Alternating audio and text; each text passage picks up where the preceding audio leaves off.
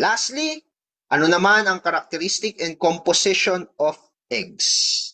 Now, eggs are the most nutrient-dense na pagkain. Mayroon ka ng protina, siksik pa siya sa essential vitamins and minerals as well. So, titignan natin ano ba yung general characteristic ng itlog.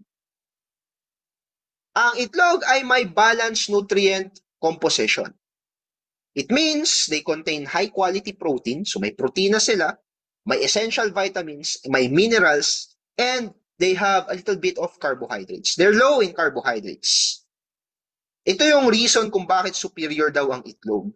Because of this balanced nutrient that they have. When I started working out, it's one of my diet. Itlog. Yan. Because it gives me the necessary protein, mostly protein na kailangan ko when you are lifting weights. It is also rich in high-quality protein and has high essential vitamins katulad ng vitamin A, vitamin D, and vitamin B2 or your riboflavin. Ang vitamin A is very important for vision, immunity, and skin health.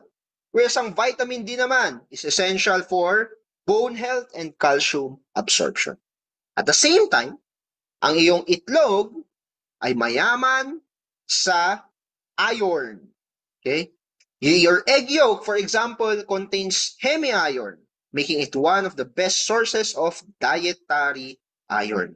Kaya very crucial na kapag gusto mong kapag ikaw ay anemic, for example, and you want to improve your condition, egg egg is one probable diet that you can consume. What is the average weight of your egg, by the way? Your chicken egg is around 50 to 60 grams per chicken egg. Okay. In terms of, ano naman yung composition ng eggshell?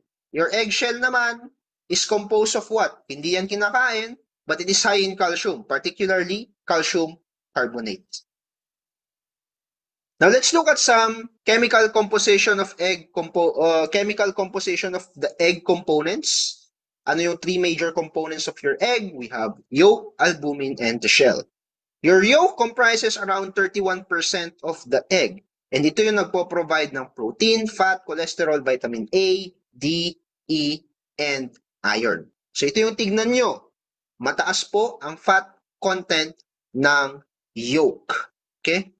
It's around 32 to 36% of fat content. And yan yung reason, and yung fat na yan contains cholesterol. So kapag medyo high blood yung pasyente, more than likely hindi siya pinapakain masyado ng maraming itlog because the yolk itself has high cholesterol content. Or pwede pa rin siya naman siyang pakainin ng itlog. Yun nga lang, hindi siya kakain ng egg yolk. Ang kakainin lang niya is yung egg white. Or we call that as the albumin. The albumin, yan yung pinakamalaking part ng itlog natin. Itlog ng hayop, 59% of the egg. It's high in protein, but it's very low in fat. It also contains other nutrients katulad ng riboflavin na very important sa health ng tao. And yung 10% na natitira, yan yung shell. And your shell is composed of what again? It is composed of calcium carbonate. But there are also trace amounts of magnesium and phosphorus. Tignan natin yung per species comparison and see the different composition of eggs from different species. So ang chicken, ang moisture content nila is parang pare-parehas, no? 70 to 73%. In terms of protein content, pinakamataas ang chicken at 12.14%. Whereas kapag fat naman ang pinag-uusapan, mas mataas po ang fat content ng duck or ng balut. Okay?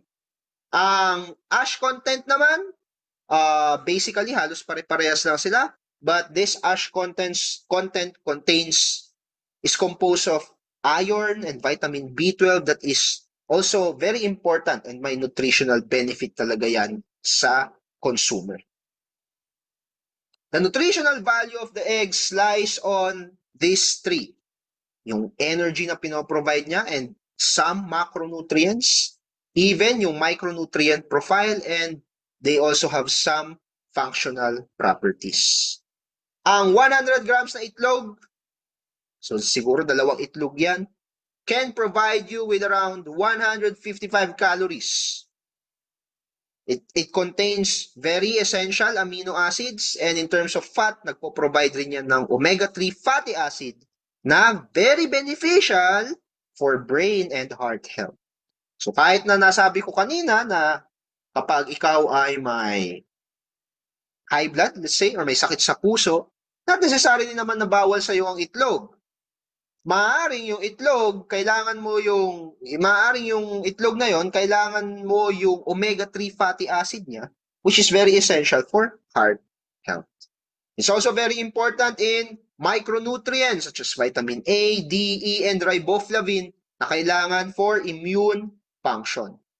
Isa pa, your egg contains choline. Yan. Which is very important for brain health, and kapag ikaw ay buntis, this is important for fetal development. And finally, in terms of functional properties, your egg yolk contains lecithin. Iyan yung emulsifier na ginagamit doon sa paggawa ng mayonnaise and other baked goods. Kaya kapag nagbe-bake ka, kailangan mo ng itlog. It's because of the lecithin. Mataas ang lutein content niya that is used as a nutrient to protect age-related diseases or degeneration of your eye, basically. And ang itlog, very satiating. So pag gusto mo mag-diet, pwedeng damihan mo yung itlog. It can help you manage your weights. Magti-take ka ba ng licensure exam for agriculturists this year? If yes, I believe my course is for you. Enroll now at Learning Agri with Al modular course by clicking the link below. Ano pang hinihintay mo? Mag-enroll ka na. Samahan kita mag-review. Bye!